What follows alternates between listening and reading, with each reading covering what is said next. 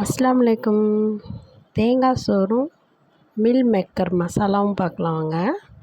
இந்த காப்படியில் தான் நான் அரிசி களைஞ்சி வச்சு சாதம் அடுப்பில் வச்சுட்டேன். நான் 1.25 காப்படி போட்டிருக்கேன். 3 காப்படி தண்ணி ஊற்றிருக்கேன்.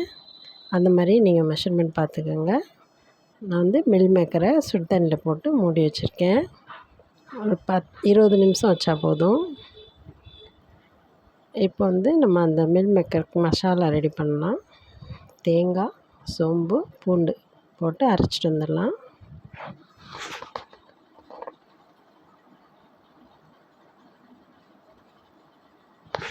இந்த மாதிரி கொரகொரப்பாக அரைச்சிக்கோங்க, நைஸாக அரைக்க வேண்டாம். இதுக்கு வந்து மசாலா என்னென்னா தக்காளி, சின்ன வெங்காயம், கருவேப்பிலை போட்டுக்கோங்க. சோறு நல்லா வெந்துருச்சு. இப்போ சாப்பாடு தாளிச்சிக்கலாம். தேங்காய் எண்ணெய் ஊற்றிக்கோங்க, கடுகு உளுந்து போட்டுக்கோங்க, கடலப்பருப்பு போட்டுக்கோங்க,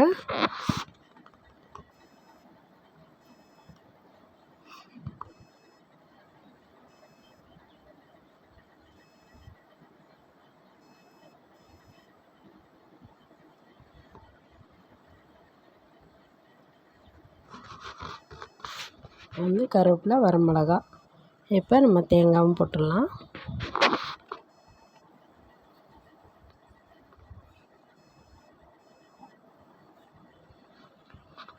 கொஞ்சம் உப்பு போட்டுக்கலாம், சால்ட்டு போட்டுக்கோங்க. நல்லா வதக்கி விட்டுட்டு கொத்தமல்லி தழை போட்டுக்கோங்க.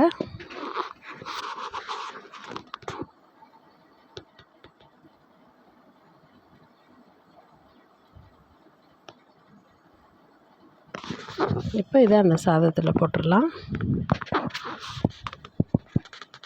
நல்லா பரட்டிட்டு காமிக்கிறேன். இந்த மாதிரி தான் இருக்கும். நல்லா சூப்பராக இருந்துச்சு. இப்போ வந்து நம்ம மீல் மேக்கர் எப்படி சேர்த்துன்னு பார்க்கலாம்.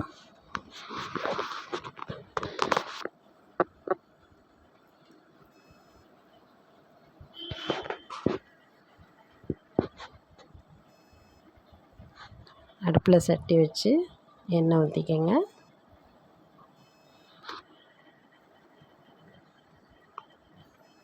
வெங்காயம் போட்டுக்கோங்க, சின்ன வெங்காயமே இருக்கட்டும்.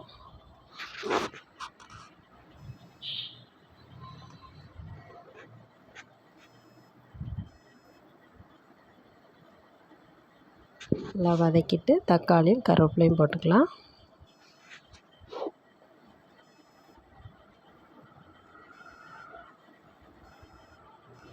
இதில் மசாலா என்னென்னா வெறும் மிளகாத்தூள், மஞ்சத்தூள் மட்டும்தான், வேறு எந்த மசாலாவும் இல்லை.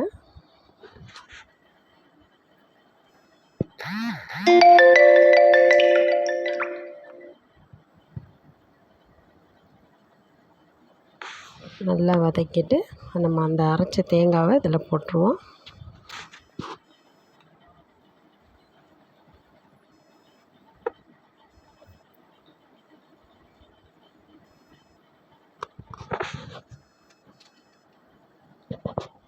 தண்ணி கொஞ்சம் ஊற்றிக்கலாம்.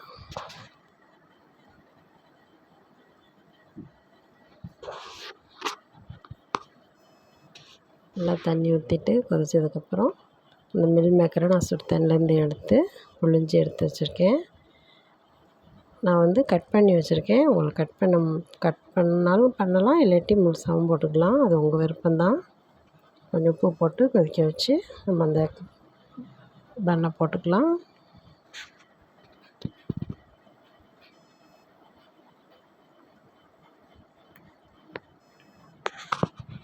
இதை போட்டு நல்லா பெரட்டி விட்டு சிம்மில் வச்சுருங்க. அதில் தண்ணி எதுவும் ஊற்ற வேண்டாம்.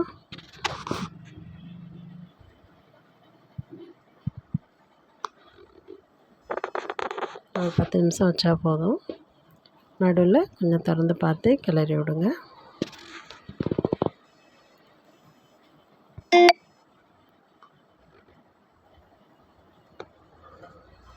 உங்களுக்கு கிரேவி வேணுனாலும் இன்னும் கொஞ்சம் தண்ணி ஊற்றி வச்சுக்கலாம். அப்படி இல்லாட்டி நல்லா பெரட்டி வர்ற மாதிரி வைக்கணுனாலும் வச்சுக்கலாம்.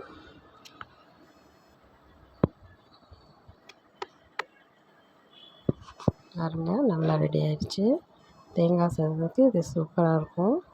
நீங்களும் செஞ்சு பாருங்கள். செஞ்சு பார்த்துட்டு எனக்கு எப்படி இருந்துச்சுன்னு கமெண்ட்டில் சொல்லுங்கள். என் வீடியோ பிடிச்சிருந்தா லைக் பண்ணுங்கள், ஷேர் பண்ணுங்கள், மறக்காமல் சப்ஸ்கிரைப் பண்ணுங்கள். ஓகே, பாய். அஸ்ஸலாமு அலைக்கும்.